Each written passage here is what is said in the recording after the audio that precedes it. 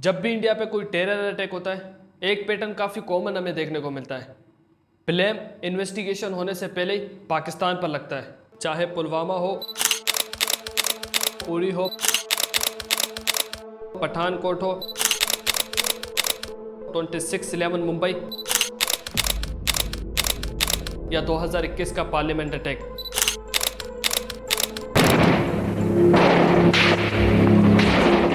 हर Indian media और politician एक ही narrative बनाता है, पाकिस्तान ने अटैक करवाया, पाकिस्तान के टेररिस्ट ने अटैक कराया, हम रिटेलिएट करेंगे।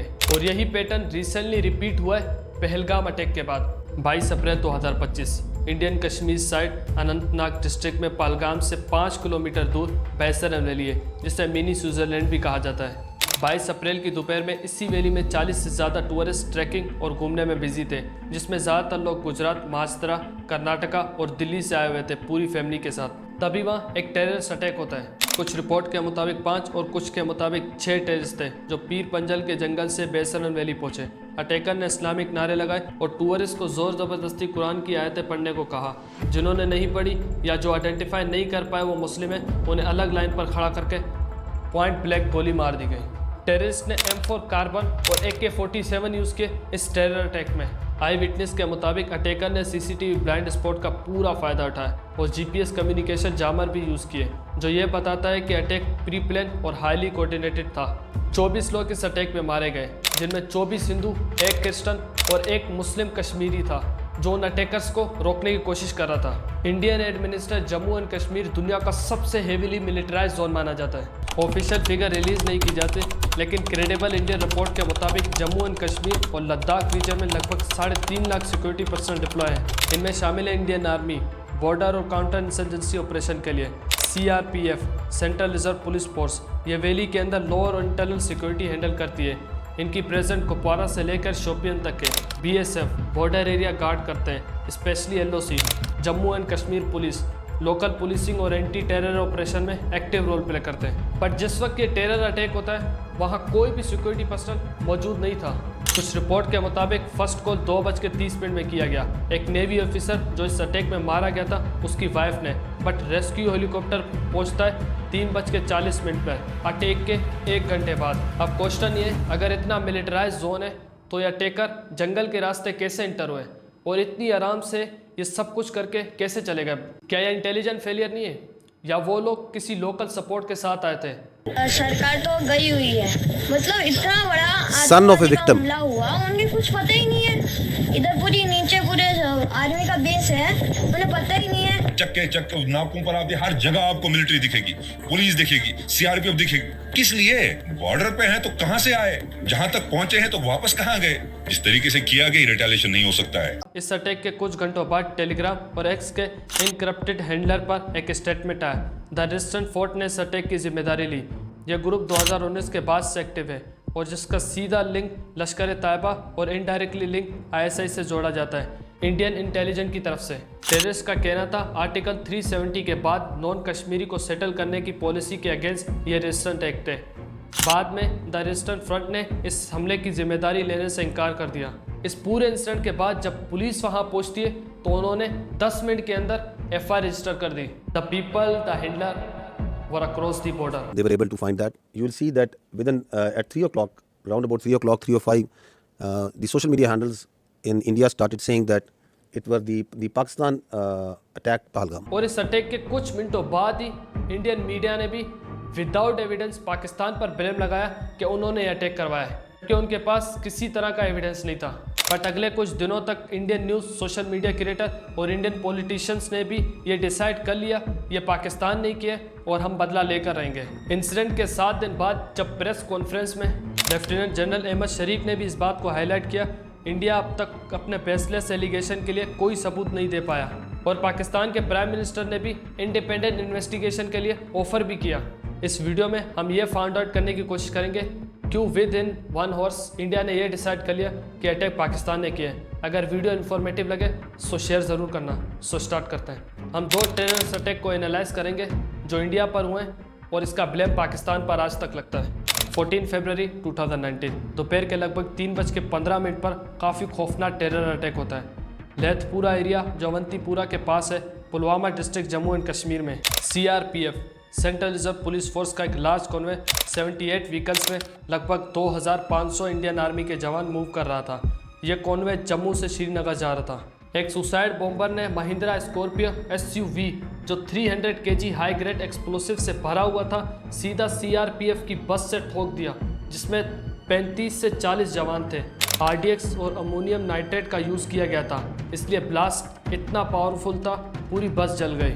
15 जवान शहीद हुए और कई जवान क्रिटिकल कंडीशन में थे। यह सबसे डेडलिएस्ट अटैक था इंडियन फोर्स पर। आदिल अहमद डार 22 साल का लोकल कश्मीरी लड़का जो पुलवामा का रहने वाला था और काफ़ी टाइम से जैश-ए-मोहम्मद टेररिस्ट ग्रुप से कनेक्ट था। उसने अटैक से पहले वीडियो बनाकर जिम्मेदारी ली थी। नाम आदिल अहमद है और मुजाहिदीन की सफ़ों में शामिल होने के बाद आप हजरात मुझे वक्कास के नाम से जानते हैं।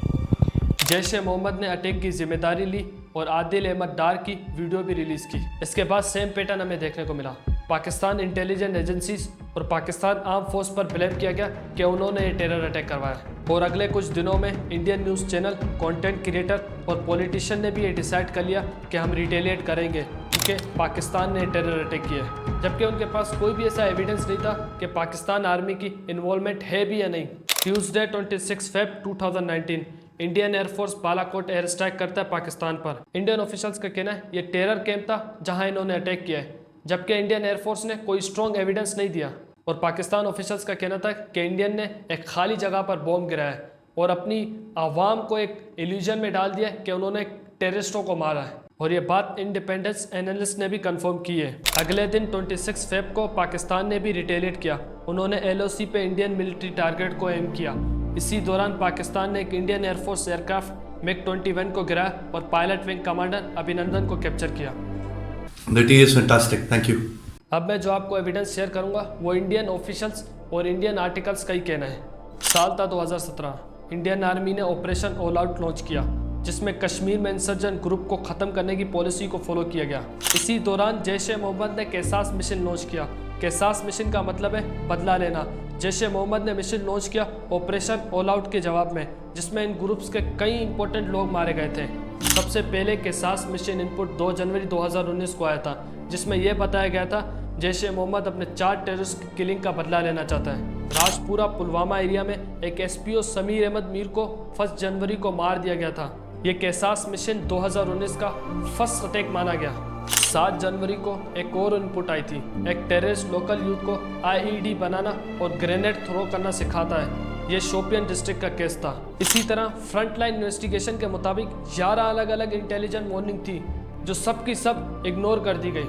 और सबसे इम्पोर्टेंट मिस्टेक, एक कार जिसमें 300 kg RDX था, जिस जगह अटैक होता है उसके आसपास के एरिया में 10 से 12 दिन पहले ही घूम रही थी। अब सबसे इम्पोर्टेंट सवाल, कहाँ ये RDX असेंबल हुआ और इतने दिनों तक क्यों किसी को शक नहीं हुआ?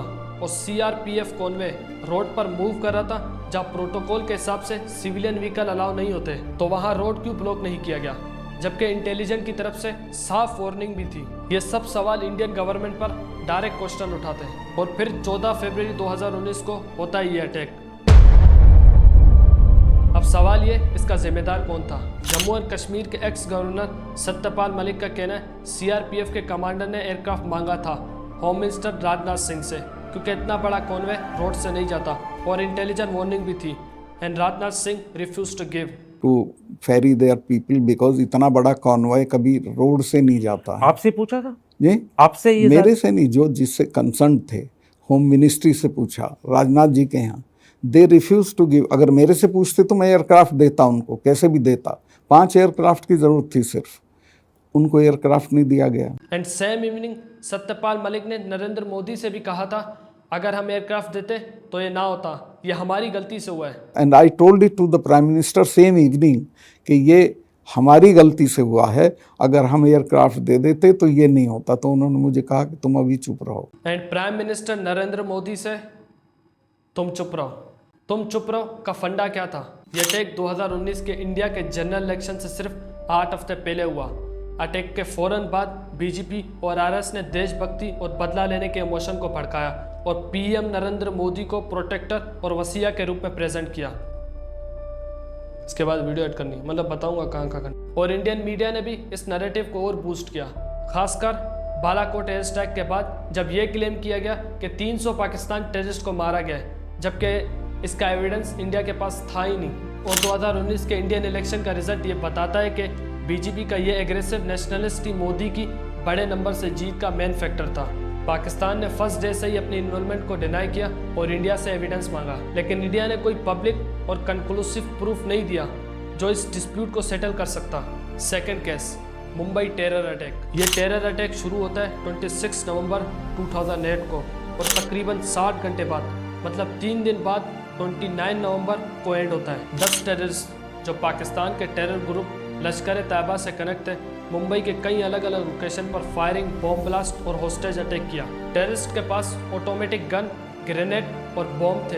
ये टेररिस्ट कराची से बोट में आए थे, एक इंडियन फिशिंग बोट कूबर को हाईजैक करके। क्रू को मार दिया गया और फिर कोलोबा के पास समुंदर के रास्ते उतरे। फिर ये 10 लोग 5 ग्रुप में डिवाइड हो गए और 6 लोकेशन और 2 टैक्सी ब्लास्ट किए। लोकेशंस थी CST स्टेशन, डिपोल्ट कैफ़े, कामा hospital, Taj Mahal hotel, Oberoi hotel, नरमान house. इनमें से 9 टेररिस्ट एनकाउंटर में मार दिए गए और एक टेररिस्ट अजमल कसाब जिंदा पकड़ा गया। इन 3 दिनों में 175 लोगों की डेथ हुई और 300 प्लस इंडियन इंजर्ड हुए। एक टेररिस्ट जो जिंदा पकड़ा गया था, अजमल कसाब, उसने एक्सेप्ट किया कि वो पाकिस्तानी नेशनलिस्ट था और उसका वीडियो कन्फेशन भी हमें देखने को मिला। हम पाकिस्तान से हैं। कसाब ने कन्फेशन में क्लियर कहा कि वो पाकिस्तान से है। हमें लश्कर-ए-तैयबा ने ट्रेनिंग दी है। यहाँ से पाकिस्तानी लिंक जोड़ा और इंडिया ने काफ़ी स्ट्रॉन्ग एविडेंस भी शेयर किए। 2009 में रहमान मलिक, पाकिस्तान के एक्स इंटीरियर मिनिस्टर, ने भी ये एडमिट किया था कि मुंबई अटैक की साजिश का कुछ हिस्सा पाकिस्तान में प्लान हुआ था। 2008 मुंबई अटैक के कुछ दिनों बाद उस वक्त के ISI chief general retired Shuja Pasha ने प्राइवेटली एडमिट किया था, लोग हमारे थे लेकिन ऑपरेशन हमारा नहीं। ये conversation former US ambassador Husain Haqqani ने अपनी book why we can not be just friend में मेंशन किया है। 24 दिसंबर 2008 जनरल शुजा पाशा ने वाशिंगटन विजिट किया था, जहां उनकी CIA chief general Michael harden से हाई लेवल मीटिंग हुई थी। इस मीटिंग के बाद शुजा पाशा ने हक्कानी के घर पर कुछ वर्ड्स कहे जो कुछ सालों पहले ही पब्लिक डोमेन में आए। शुजा पाशा ने यह कहा कि रिटायर आर्मी और इंटेलिजेंस ऑफिसर मुंबई अटैक के प्लानिंग में शामिल थे। यह पहली बार था जब किसी पाकिस्तान ऑफिशियल ने पब्लिकली एक्सेप्ट किया कि मुंबई अटैक में पाकिस्तान से पॉसिबली आर्मी और इंटेलिजेंस बैकग्राउंड से भी बिलोंग करते थे। पाकिस्तान ने स्टार्टिंग में डिनाई किया कि अजमल कसाब पाकिस्तानी है, पर बाद में पाकिस्तान ने एक्सेप्ट किया। लेकिन पाकिस्तान ने ऑफिशियली भी काफ़ी चीज़ें आज तक एक्सेप्ट नहीं की। नंबर 1, पाकिस्तान आज तक ये डिनाई करता है कि कराची से अटैक कराए थे। नंबर 2, पाकिस्तान ये भी डिनाई करता है कि लश्कर-ए-तैयबा ने पूरी प्लानिंग पाकिस्तान में की है। और नंबर 3, पाकिस्तान ये भी डिनाई करता है कि पाकिस्तान की एजेंसी को पहले से पता था या पाकिस्तान के किसी ऑफिशियल बंदे को ये पता था कि अटैक होने वाला है। लीगली भी इस केस में कुछ खास नहीं हुआ। ज़की-उर-रहमान लखवी, जिसे LET का मास्टरमाइंड माना जाता है, उसे अरेस्ट किया गया था लेकिन उसको बेल मिल गई। उसके बाद कोई बड़ी कन्विक्शन अब तक नहीं हुई। US से न्यूज़ रिपोर्ट के मुताबिक लश्कर पाकिस्तान में ओपनली ऑपरेट करते थे और शायद कुछ सपोर्ट के साथ, बट आज तक कोई क्लियर सबूत नहीं मिला ISI या पाकिस्तान गवर्नमेंट ने ऑफिशियली ऑर्डर दिया मुंबई टेरर अटैक का। क्वेश्चन करने वाली बात यह है, एक ऐसा स्टेट जहां नॉन स्टेट एक्टर को डिकेड से ट्रेन किया गया हो स्ट्रेटेजिक स्टेप के लिए, क्या वहां पॉसिबल नहीं है कि कुछ एलिमेंट खुद ही आगे बढ़ गए हों? और कई पाकिस्तान ऑफिशियल्स ने भी इन ग्रुप्स को लायबिलिटीज़ का है। हमें अपनी पुरानी पॉलिसीज़ की जिम्मेदारी लेनी चाहिए, लेकिन इसका यह मतलब नहीं कि इंडिया में जो भी अटैक हुआ वो पाकिस्तान की स्टेट ने ऑर्डर दिया और पाकिस्तान टेरर फैक्ट्री है या यहाँ रहने वाला हर एक इंसान टेररिस्ट है और टेररिस्ट को सपोर्ट करता हो। अगर मेंटेलिटी की बात करनी है, अगर मोरलिटी की बात करनी है ना, तो पहलगाम अटैक के बाद पाकिस्तान के कंटेंट क्रिएटर, न्यूज़ चैनल ने सब ने इसे कंडेम किया। बट आज से कुछ महीने पहले BLA ने जब पाकिस्तान की ट्रेन हाईजैक की तो आपका क्या रिएक्शन था? कुछ आपके कंटेंट क्रिएटर कहते हैं कि बलूचिस्तान पाकिस्तान के हाथ से गया, कुछ कहते हैं कि सही किया गया, ग्लोरीफाई किया जा रहा था उस टेरर अटैक को। मैंने खुद इंडियन कंटेंट क्रिएटर और न्यूज़ चैनल को इसे ग्लोरीफाई करते हुए देखा है, जैसे कि ये इंडिया के लिए कोई विक्ट्री है। क्या जो पाकिस्तान में उस अटैक में मारे गए वो सिविलियन नहीं थे? या BLA सिर्फ आर्मी को अटैक करता है? थोड़ा गूगल करते हैं, आपको पता चल जाएगा। जिस तरह से आप BLA को ग्लोरीफाई कर रहे थे ना, उससे पता चलता है कि आपकी मेंटेलिटी कहाँ पर है। ऐसा तो हम भी कह सकते थे कि आप टेररिस्ट को सपोर्ट कर रहे हो, इंडिया टेररिस्ट को सपोर्ट कर रहा है, बम फेंक दो उनके ऊपर।